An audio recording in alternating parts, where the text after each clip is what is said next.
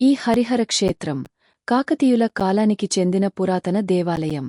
దీనిని 11వ శతాబ్దంలో నిర్మించినట్టుగా ఇచ్చట శాసనాల ద్వారా తెలుస్తోంది. ఈ ఆలయం హైదరాబాద్ నుంచి 55 కిలోమీటర్ల దూరంలో ఉన్న సంగారెడ్డికి దగ్గరలో ఉన్న కల్పగురు అనే గ్రామంలో ఉంది. ఈ ఆలయం త్రికూటాలయ శైలిలో అద్భుతంగా నిర్మించబడింది. కాశీ విశ్వేశ్వరుడు, అనంత పద్మనాభ స్వామి మరియు వేణుగోపాల స్వామి ఆలయాలను ఒకే సముదాయంలో ప్రతిష్ఠించినందున ఈ స్థలాన్ని త్రికోటేశ్వర ఆలయంగా ప్రసిద్ధి పొందింది. శివ మరియు విష్ణు దేవాలయాలు ఒకే ప్రాంగణంలో ఉండటం ఈ క్షేత్రం యొక్క ప్రత్యేకత. ఈ ఆలయముఖద్వారంలో అనంత పద్మనాభ స్వామి ఆలయం శిల్పకళా సౌందర్యంతో ఆకట్టుకుంటుంది.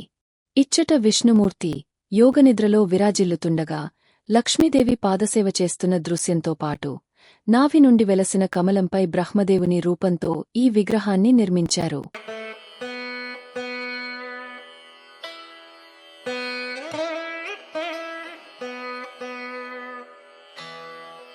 ఇచ్చట ఉన్న శిల్పశైలి మరియు మండపాల నిర్మాణం వరంగల్లో ఉన్న 1000 స్తంభాల ఆలయంని పోలి ఉంటాయి. ఇది శ్రీ వేణుగోపాలస్వామి గర్భగుడి. ఇక్కడ మురళీ మాధుర్యంతో నిలిచిన స్వామివారి దివ్యరూపాన్ని భక్తులు దర్శించుకోవచ్చు. ఇది కాశీ విశ్వేశ్వర స్వామి గర్భాలయం. ఇది బ్రహ్మసూత్రం కలిగిన అపురూపమైన శివలింగం.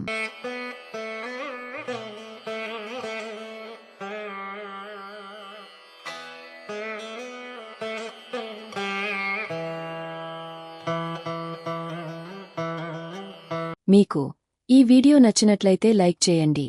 మరియు ఇలాంటి చారిత్రాత్మక సంబంధించిన ఆలయాల గురించి తెలుసుకోవాలనుకుంటే సబ్స్క్రైబ్ బటన్ని ప్రెస్ చేయండి.